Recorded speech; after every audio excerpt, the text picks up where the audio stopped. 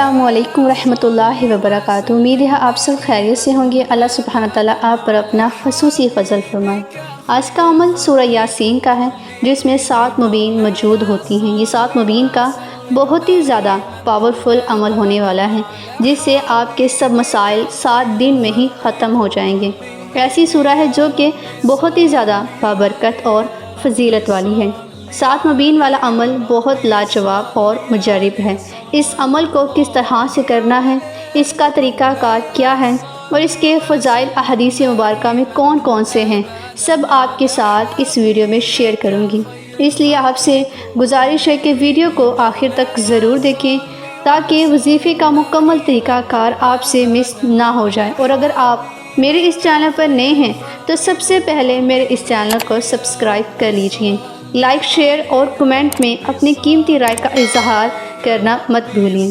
وظیفے کا جو مکمل طریقہ کار ہے جاننے سے پہلے اس صورت یعنی کہ جو صورت آپ کے سب مسئلے، پریشانیاں، دکھ تکلیف کو حل کرنے کی انتہا کی قدرت رکھتی ہے، پہلے اس صورت کے فضائل، برکات احادیث مبارکہ سے جو ثابت ہیں وہ ملاحظہ کیجئے۔ احادیث میں سورہ یاسین کے بہت سے فضائل بیان کیے گئے ہیں، جن میں سے چند آپ کے ساتھ شیئر کرنے جا رہی ہوں۔ سب سے پہلے حضرت انس بن مالک رضی اللہ تعالیٰ عنہ سے روایات ہے، سرکار دو عالم صلی اللہ علیہ وآلہ وسلم نے ارشاد فرمایا، ہر چیز کے لیے قلب ہے اور قرآن کا قلب سورہ یاسین ہے، اور جس نے سورہ یاسین پڑھی تو اللہ تعالیٰ اس کے لیے 10 بار قرآن پڑھنے کا ثواب لکھتا ہے۔ اسی طرح حضرت معقل بن یسار رضی اللہ تعالیٰ عنہ سے بھی روایات ہے کہ رسول اللہ صلی اللہ علیہ وآلہ وسلم نے ارشاد فرمایا، جو اللہ تعالیٰ کی رضا کے لیے سورہ یاسین پڑھے گا تو اس کے گزشتہ گناہ بخش دیے جائیں گے، لہٰذا اسے مرنے والے کے پاس پڑھا کرو۔ حضرت عطا بن ابی رباح رضی اللہ تعالیٰ عنہ فرماتے ہیں، مجھے خبر ملی ہے کہ حضور پر نور صلی اللہ علیہ وآلہ وسلم نے ارشاد فرمایا، جو دن کے شروع میں سورہ یاسین پڑھ لے تو اس کی تمام ضروریاتیں پوری کی جاتی ہیں۔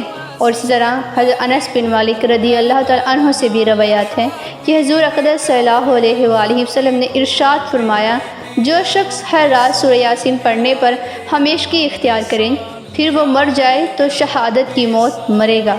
سنا آپ نے کہ اس قرآن پاک کی صرف ایک سورت کے کتنے فضائل ہیں، حدیث مبارکہ میں کتنے فضائل و برکات سننے کو مل رہے ہیں، اور یہ صرف چند ہی فضائل و برکات ہیں جو آپ کے ساتھ شیئر کیے گئے ہیں۔ تو سوچئے پورے قرآن پاک کی کیا فضیل و برکات ہوں گی، کیونکہ یہ سورت یعنی کہ اس میں قرآن پاک کی عظمت، اللہ عز و جل کی قدرت، وحدانیت، تاجدار رسالت صلی اللہ علیہ وآلہ وسلم کے منصب اور قیامت میں مردوں کو زندہ کیے جانے کو بیان کیا گیا ہے۔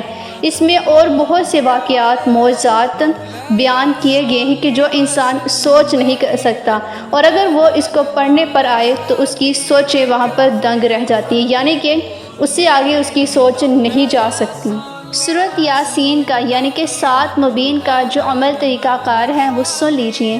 آپ کے جو بھی مسائل، رکاوٹیں، پریشانیاں ہیں جو صدیوں سے حل نہیں ہوئی، اور آپ اس پریشانی، مصیبت، رکاوٹوں کو ناممکن تصور کرتے ہیں، اس لیے ناممکن سے ناممکن حالات کو بدلنے پر یہ پاورفل عمل انتہا کی طاقت رکھتا ہے، کیونکہ اسی سورہ یاسین کے اس خاص عمل کو لے کر ایک شخص کا بتانا ہے کہ ان کے گھر میں ایسی مصیبت، پریشانی آ گئی کہ جس کا دوسرا کوئی حل نہ تھا، تو اس وقت ان کے گھر والوں نے یہ عمل کیا تو تیسرے ہی دن، کیونکہ یہ عمل 7 دن کا عمل ہے، لیکن تیسرے ہی دن اس ناممکن حالات کو بدلتا ہوا دیکھا، یعنی کہ وہ معاملہ ایسے حل ہوا کہ سب حیران تھے کہ ایسے بھی ہو سکتا تھا۔ اس صورت کے پاورفل معجزات ہیں، اس لیے اس عمل کا طریقہ کار میں بتانے جا رہی ہوں، توجہ دھیان کے ساتھ سنیے، اور اسی بتائے گئے طریقے کے مطابق آپ نے اس عمل کو کرنا ہے۔ کامل یقین، عقیدے اور خشوع و خضوع کے ساتھ آپ نے اس عمل کو کرنا ہے۔ جتنے خلوص عقیدے سے آپ سورہ یاسین کے اس عمل کو کریں گے، اتنے جلدی ہی آپ کو اس کے خاص نتائج ملیں گے۔ آپ نے کرنا کچھ اس طرح سے ہے کہ باوضو ہو کر قبلہ رخ بیٹھ کر جب سورہ یاسین کو آپ پڑھنا شروع کریں گے تو شروع کرتے وقت جیسے ہی آپ پہلی مبین پر آ جائیں تو آپ نے قرآن پاک کی سورۃ الاخلاص کو کم از کم 100 مرتبہ پڑھنا ہے۔ اس سورت کے بھی بہت سے فضائل برکات ہیں۔ یہ سورت حضرت خضر علیہ السلام اور حضور پر نور صلی اللہ علیہ وآلہ وسلم کو بہت پسند ہے۔ تو جب آپ سورہ یاسین کے ساتھ اس سورت کو یعنی کہ سورہ اخلاص کو ملا کر پڑھتے ہیں تو اللہ سبحانہ تعالیٰ اسی وقت فرشتوں کو حکم دیتا ہے کہ جاؤ اسی وقت میرے بندے کی مدد کے لیے پہنچ جاؤ۔ تو دیکھیں کس قدر بابرکت یہ صورتیں ہیں۔ اس طرح جب آپ پہلی مبین پر سورۃ اخلاص کو 100 مرتبہ پڑھتے ہیں تو آپ نے اسی عمل کے مطابق دوسری مبین پر بھی سورۃ اخلاص کو 100 مرتبہ پڑھنا ہے، پھر تیسری مبین پر بھی سورۃ اخلاص کو پڑھنا ہے، اور اسی طرح آپ نے 7 مبین پر سورۃ اخلاص کو پڑھتے جانا ہے، یعنی کہ 100 مرتبہ پڑھتے رہنا ہے۔ اپنے مقصد کو، پریشانی کو، جو بھی رکاوٹیں ہیں، ناممکن سے ناممکن حالات ہیں، آپ نے ان کو اپنے ذہن میں رکھنا ہے۔ جب یہ آپ عمل مکمل کر لیں گے تو یہ سورۃ اخلاص 700 بار اور سورۃ یاسین 1 بار پڑھی جائے گی۔ اس عمل کو آپ نے لگاتار 7 دن ہی کرنا ہے، لیکن اگر آپ کا عقیدہ، یقین، خشوع خضوع بہت ہی زیادہ پختہ ہے تو آپ جتنے خلوص سے یہ پڑھیں گے اتنے جلدی ہی آپ کو اس کے کمالات اور خاص نتائج ملیں گے۔ اس عمل کو کرتے وقت آپ کی آواز بلند ہو، یعنی کہ زیادہ اونچی نہ ہو اور زیادہ کم بھی نہ ہو۔ اس عمل کو کرتے وقت آپ محسوس کریں گے آپ پرسکون خود کو پا رہے ہیں۔ اس عمل کو کرنے کے بعد آپ نے دعا کرنی ہے اور رو رو کر گر گرا کر اس کی پاک ذات کی بارگاہ میں جا کر آپ نے اپنی پریشانی کے حل کے لیے دعا کرنی ہے۔ اس ذات کو بے شک پسند ہے جب اس کا بندہ اس سے مانگتا ہے۔